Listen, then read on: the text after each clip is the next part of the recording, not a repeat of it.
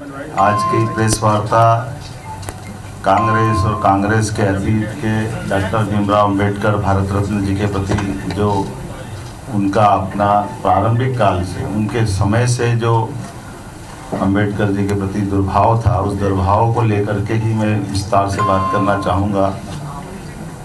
हमारे लिए अत्यंत दुख के साथ कहना पड़ रहा है कि बाबा साहब अंबेडकर सदैव वंचित वर्ग, शोषित वर्ग, पीड़ित वर्ग की बात करते रहे और जिस विषय को लेकर वो बात करते थे, इसी बात का शुरू से प्रारंभ में प्रथम प्रधानमंत्री पंडित जवाहरलाल नेहरू जी ने सदैव उनके इस बात का विरोध किया, उनके साथ व्यवहार भी गलत किया। हम सब उनके इस अतीत के घटनाक्रम को जानें तो कांग्रेस हमेशा दो मुहा रोल अदा करती है।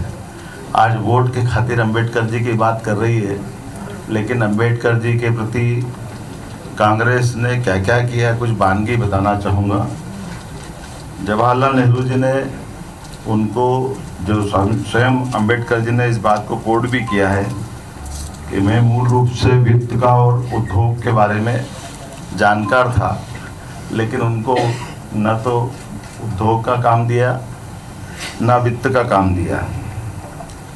इससे आगे बढ़कर अंबेडकर जी जब भी अपने विषय को लेकर जाते थे, यहाँ तक कि उनको किसी संसदीय कमेटी का भी सदस्य नहीं बनाया गया।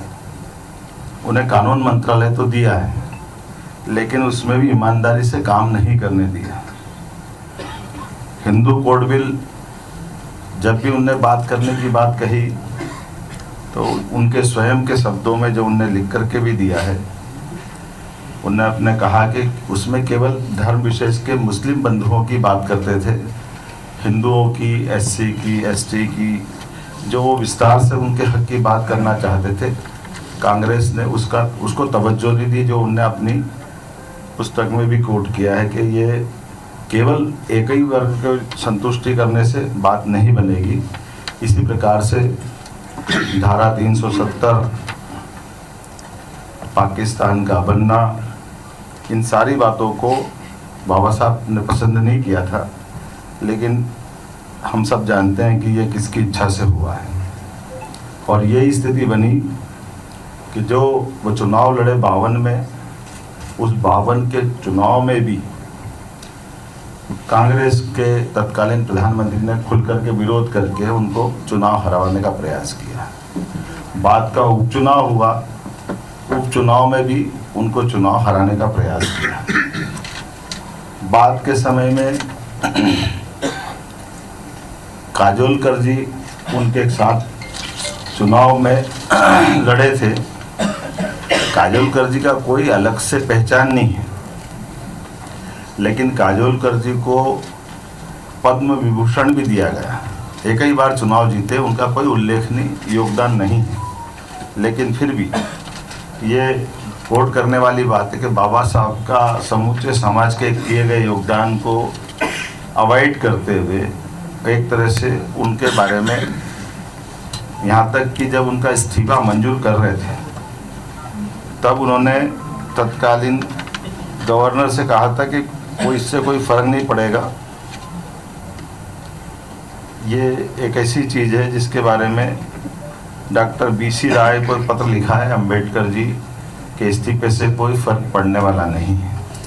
अब ये हम सब समझ सकते हैं कि जिस प्रकार से कांग्रेस ने व्यवहार किया है, अब कांग्रेस किस मुंह से ये बात कर रही है, कांग्रेस को इसका जवाब देना चाहिए।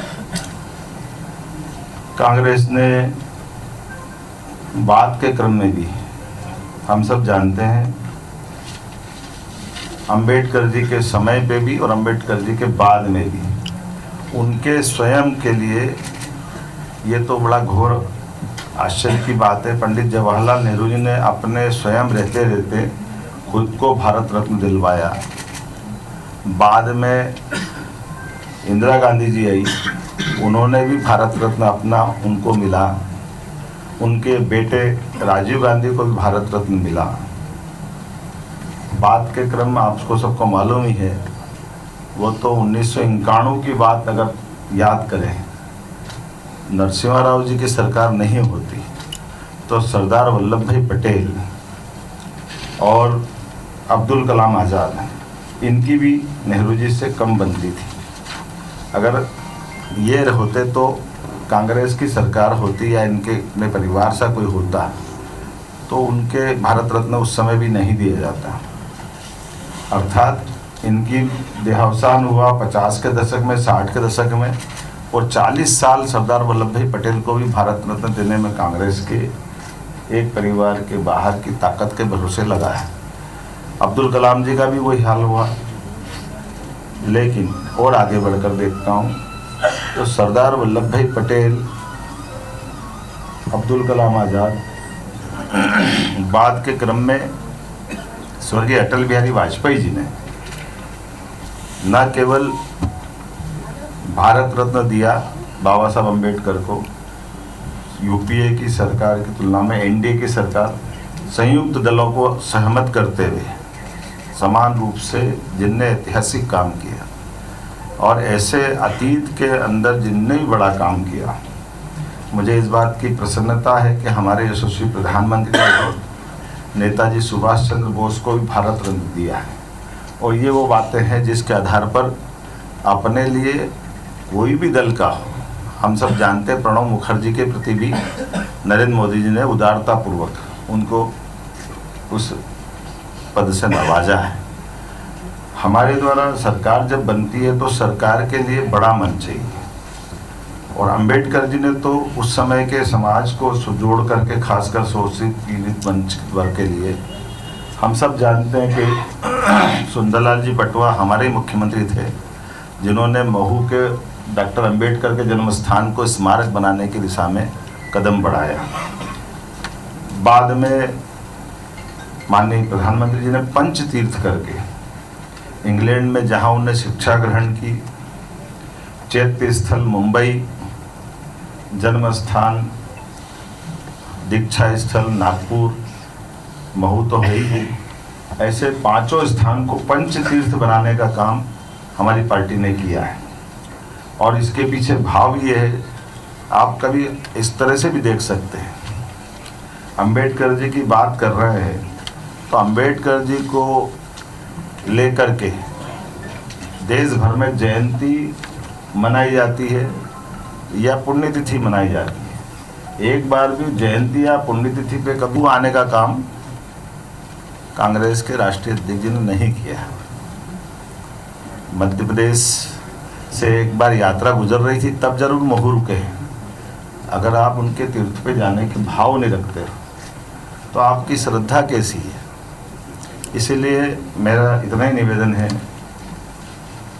उससे आगे बढ़कर भी जब भी सरकारें रही तो इनके परिवारों के नाम पर योजनाएं बनाई, स्मारक बनाए, भवन बनाई, जाने क्या क्या बनाए, लेकिन कोई एक भी स्कीम या एक भी स्मारक कांग्रेस के द्वारा अंबेडकर जी से कहीं उनको कोई सम्मान देने का काम नहीं किया है। अब अपने चुनावी समीकरण के आधार पर, जैसे कांग्रेस हमेशा अतीत में इसी प्रकार के सबूते चला करके बात अपने ढंग से अपना वोट बैंक तलाशने का प्रयास कर रही है। देश की जनता समझदार है, देश की जनता को बेवकूफ़ नहीं बनाया जा सकता। मैं उम्मीद करता हूं कि कांग्रेस को अपने अतीत के इस पूरे घटनाक्रम पर माफ़ी मांगना चाहिए और अंबेडकर जी के प्रति सम्मान प्रकट करते हुए ऐसा कोई उनके द्वारा कदम किया जाना चाहिए जो वास्तव में लगे। केवल वोट की खातिर आप किसी को कैसे भी करके विषय पलटने जाओगे, ये बात गले नहीं उतरेगी और जनता इस सब बातों को जानती है। मैं उम्मीद करता हूं कि आज की प्रेस कॉन्फ्रेंस, चूँकि राष्ट्रीय स्तर के इसी विषय को लेकर के जोड़ी गई थी और अंबेडकर जी पर ही हमको बात करना है, मैं अपनी ओर से पुनः कांग्रेस के नेतृत्व से अपील करता हूं कि वो अपनी सही बात को सामने लाए, बल्कि उल्टे अपोजिशन के लीडर के नाते से दुनिया का सबसे बड़ा लोकतंत्र भारत है और प्रधानमंत्री के बाद सबसे बड़ा सम्मानित पद नेता प्रतिपक्ष का है। स्वर्गीय भारत रत्न अटल बिहारी वाजपेयी जी ने उस पद की गरिमा एक तरह से हिमालय की चोटी की तरह बढ़ाई। 5 प्रधानमंत्री के सामने वो अपोजिशन के लीडर के नाते से सदैव बैठते आए। हर एक बार उनने अपनी गरिमा से अपने पद को गौरवान्वित किया है। अभी हम देखते हैं कि मुखौटे लगा करके सेल्फी खिंचाना या सांसदों को धक्के दे देना, ये फिर जो घायल हो गए, जो आरोप लगा रहे, रिपोर्ट कर रहे, अरे भाई आप थाने से उन्हें रिपोर्ट भी करते हो, आप हॉस्पिटल मिलने चले जाओ, उनकी मिजाज पुरसी कर लो। आप अहंकार में इतने डूबे हो कि हमने जो कर दिया वही सही, तो क्या दुश्मनी कर रहे हो आप? ये कैसा एक विषय है, इस विषय को समझने की ज़रूरत है। लोकतंत्र में जनता इस सब बातों के जवाब मांगती है। कांग्रेस बहुत पुरानी पार्टी है और कांग्रेस के लीडरों का अपना ये जो आचरण है ये उनको शोभा नहीं देता। मैं मानता हूँ कि इस तरह की बातों के बाल पे माननीय अमित शाह जी वो व्यक्ति है। जब मैं अपनी स्तर की बात करूँ कि मैं अभी इन्वेस्टर समिट के लिए लंदन जा रहा था, तो माननीय पीएम साहब से, माननीय एचएम साहब से जब मिला था, तो एचएम साहब ने कहा कि वो जो जहाँ रुके हैं आप लंदन में कार्यक्रम बने, तो ज़रूर उनका जो 2 साल पढ़ करके लंदन में वो पढ़ने गए उस स्थान को ज़रूर देखना है। मैं जब वहाँ उस स्थान पे गया तो वहाँ के लोगों ने बताया कि वो आबादी वाली एक कॉलोनी है। तो जब हमारी सरकार ने तय किया लेने का, तो 8-10 साल मतलब उसमें मुकदमा लड़ना पड़ा, क्योंकि वो उसको स्मारक नहीं बना देना चाहते थे इंग्लैंड के लोग। वो कह रहे थे कि इससे फिर हमारी निजता प्रभावित होगी, हमारी शांति प्रभावित होगी, कई लोग आएंगे जाएंगे, ये होगा वो। लेकिन माननीय एचएम साहब, माननीय अमित शाह जी और माननीय हमारे प्रधानमंत्री श्रीमान नरेंद्र मोदी जी का श्रद्धा है डॉक्टर अम्बेडकर जी के प्रति। उन्होंने कहा नहीं, हमारा भाव ये है कि अम्बेडकर जी से जुड़ा हुआ अगर उनका वो स्थान है जहाँ उन्होंने 2 साल पढ़ाई की है, उस स्थान को हम अपने तीर्थ की तरह ही लेंगे। ये हमारे अपने नेताओं का दृष्टिकोण है, माननीय अमित शाह जी का दृष्टिकोण है, और इसी तरह से उन्होंने अपनी बात कही भी है।